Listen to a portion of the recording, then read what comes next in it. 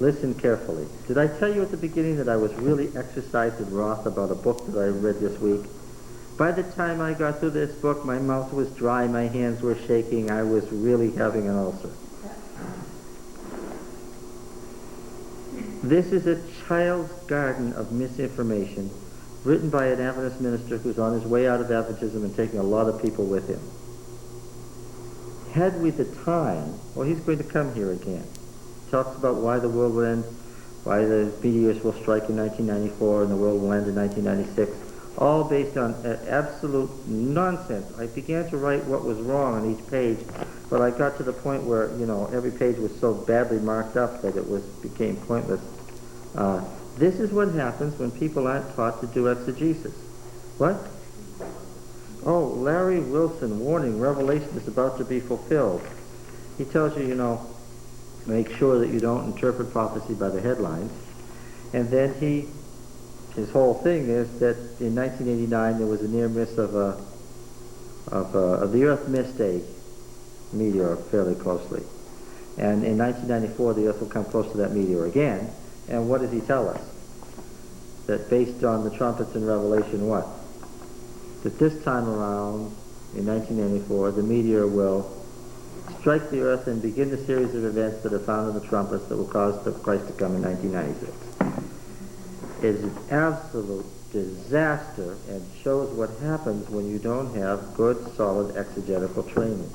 Was this published by the Review and Herald? No. This is what we lovingly call an independent ministry in Adventism.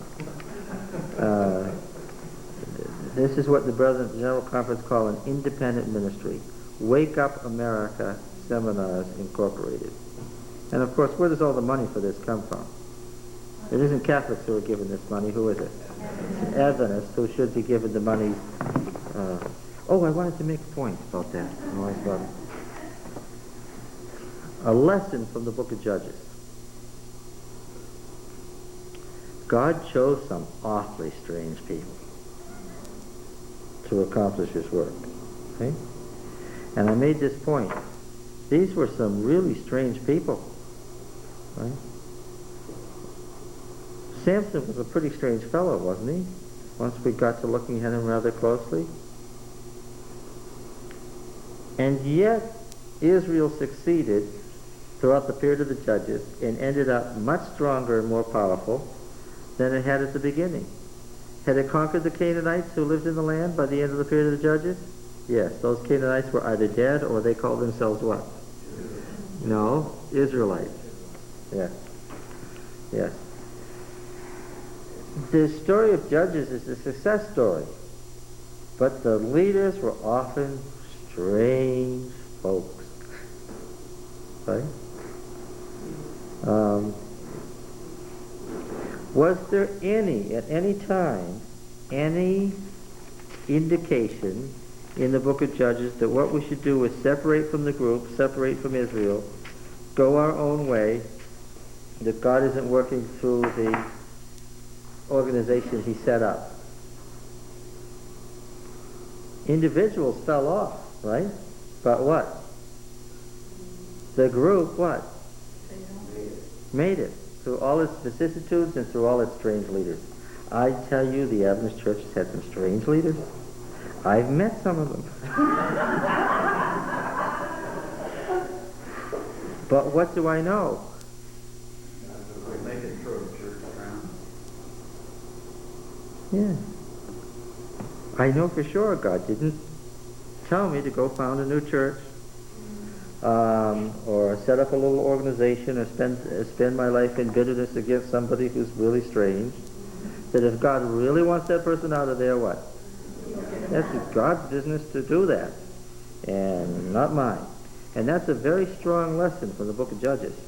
That's good that you just said that, because someone said to me that by coming to study here, we would start in the ministry.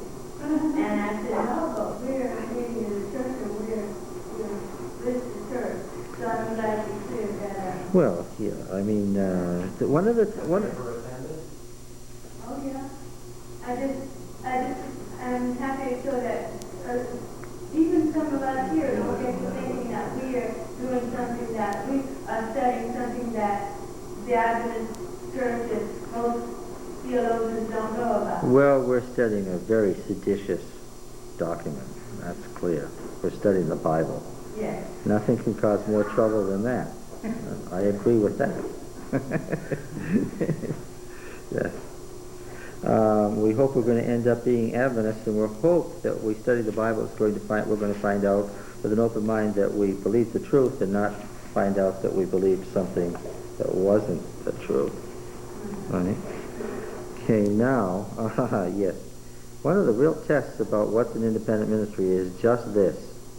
Where'd you get your last dollar from? Somebody contributed to you? Right? Anybody paying tithes to John? Yes.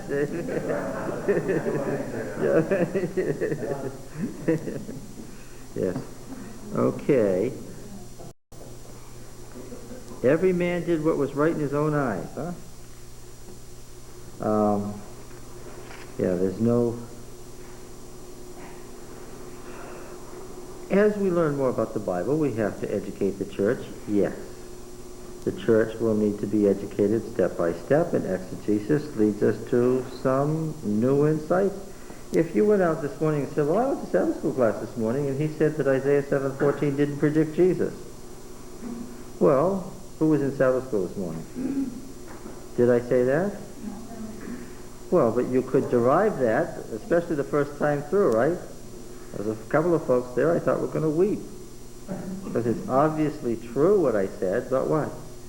That leaves you with all sorts of concerns and questions. We understand that. Yeah. Okay. But what we don't want is nonsense. Yeah. Yeah, because there was an analogical application made, parallel application made to Jesus that was quite appropriate. All right, so,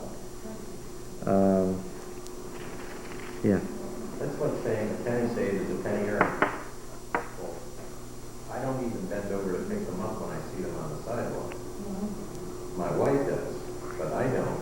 So that doesn't mean that a penny saved, penny earned is invalid, because a penny is practically worthless by standards of the day when that was written or said.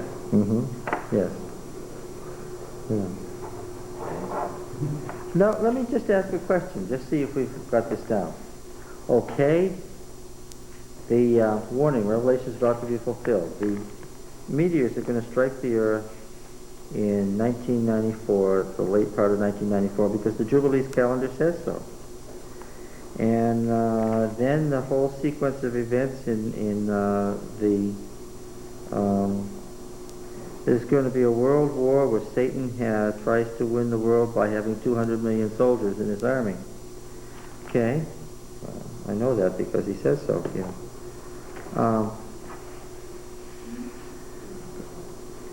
I want to know what the trumpets mean. How am I going to go about finding out what they mean? Well, I agree to this extent. Shall I read Uriah Smith? No, is it good to read Uriah Smith and understand where evidence has been? Yes. Is that how I'll find out what the trumpets mean? No. Well, what should I do? How shall I begin?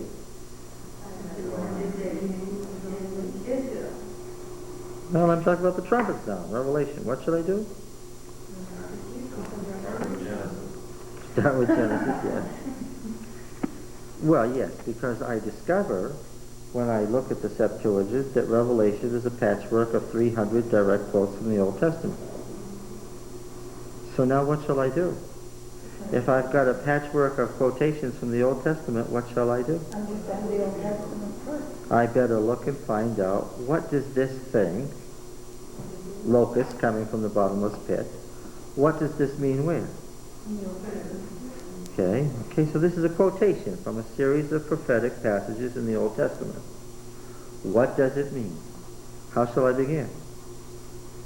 I'm going to go back and do what? Do an exegesis of those passages in the Old Testament. And I'm either going to find out that, yeah, it really looks like it describes the Muslim wars with Christians in the Middle Ages, or I'm going to find out that Yeah, it does really look like a series of eschatological passages about the day of the Lord, right? So then I'm either going to say, well, it's about the Middle Ages, or what? It's about the end of time. But then I'm going to decide, on the basis of my study, what did John, right, mean to convey to whom? To what people? 7 churches where? In Asia. What's Asia? It was a Roman province in western Turkey. Did these 7 churches actually exist? If you took off from the rock where he claimed he was, and you sailed into the harbor, right? I've got to find out when, too, don't I? You sailed into the harbor, what's the first church you'd come to? What was the name of the city that you'd be at? You'd be at Ephesus, which happens to be the first church. And then if I got off and walked past the new temples to Domitian and to the Flavian house, the new emperor worship that had come in, hint, hint, hint, and I took the main road, what's the next city I'd come to? What would I come to after that? Pergamos. And what? What's the very next city? Thyatira, yes. Next? Sardis. Philadelphia. Yes. And then Laodicea. And if I kept walking on the road, I'd discover to my interest and delight, if I hadn't been there before, that the road was circular. And if I kept walking, where would I end up at? I'd be back at Ephesus. A cycle. A cycle of 7. 7 actual cities. And, I might want to know, well, I wonder what Revelation is about. Domitian persecution, the Christian church facing being wiped out. Let's read just one couple verses in Revelation, see if we get a hint. I said Domitian persecution, Christian church facing being wiped out by martyrdom. About how many Christians do you think there were in those days? Lots. 300,000? Enough so that there was more than what? More than how many? More than 144,000. That's what I wanted to hear. Okay. Revelation 17. Do you remember this? Verse 9. We'll just do a one-verse exegesis of Revelation to see if we can save ourselves from nonsense. When our brother gets here, we'll hope that we can talk to him out of some nonsense. People end up dead from these things, don't they?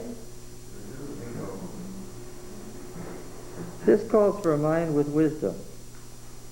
The 7 heads are 7 hills on which the woman is seated.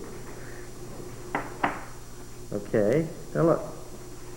Suppose you were living in Ephesus. It's 95 AD. The Flavian house is now demanding emperor worship of Daddy, my older brother, and me as gods. A great new temple has been built there, right at the harbor, so that you have to worship the emperor as you come in. And then there's a temple facing the land, sea and land. And all Christians are going to be annihilated because they're not going to worship Domitian as emperor. And you're living there and you read this prophecy about the beast seated on many waters. And it says the beast is 7 hills. Now, what do you think of? 95 AD. What do you think of? City of Rome, why? Built on 7 hills. Can you name some of them? Not anymore. No, they're not. How about the Capitoline Hill, where the Capitol was? How about Vatican Hill? Right? One of the 7. The 7 great emperors had each built a palace where? On the 7 hills. Okay? And what does it tell us about this? They are also, verse 10, 7 kings, 5 of whom have fallen. One is, the other is not yet come. Now, if I can figure out what year this book is written, what can I do? Figure out what he's talking about. I can tell you 5 emperors who have, the 6th who's now ruling, and what? The Antichrist to come. And then I'll decide from that what parallelism I can make to later parallel events, and what events are not parallel, like the Christians fighting the Muslims for 315 years over who's going to control Jerusalem. Right? Okay. Do you understand what I'm saying? For me to decide what the book of Revelation means today, what should I do? Figure out what event was written. Yeah. And since I've got this patchwork of Old Testament passages, what do I have to do? Oh, but the book was to be sealed up so that no one could read it or understand it until the time came. Revelation? No, that's the other half of that silliness. But another great light went out over it. That, yes, that really, well, how about it, the book of Daniel. Think Jews could read it and understand it? Some of it? What was Daniel himself bothered about in the book of Daniel? The author says there's something about this book that bothers me. And he had one question, and only one. Everything else he said he understood. Interesting. Says he understood everything else. What was it? The time. The timing sequence was bothersome to him. We'll talk about that. All right? Of course, can't understand Daniel till we get through. The Deuteronomic history ends in the exile. Daniel's in the exile. Do you think there's any relationship? Okay. The 490 years that have elapsed are the 490 years of the Davidic Empire. Try it again. Think there's any relationship? I'll make a simple statement. If we can get down the Deuteronomic history, we can read Daniel verse by verse without the slightest trouble during an exegesis.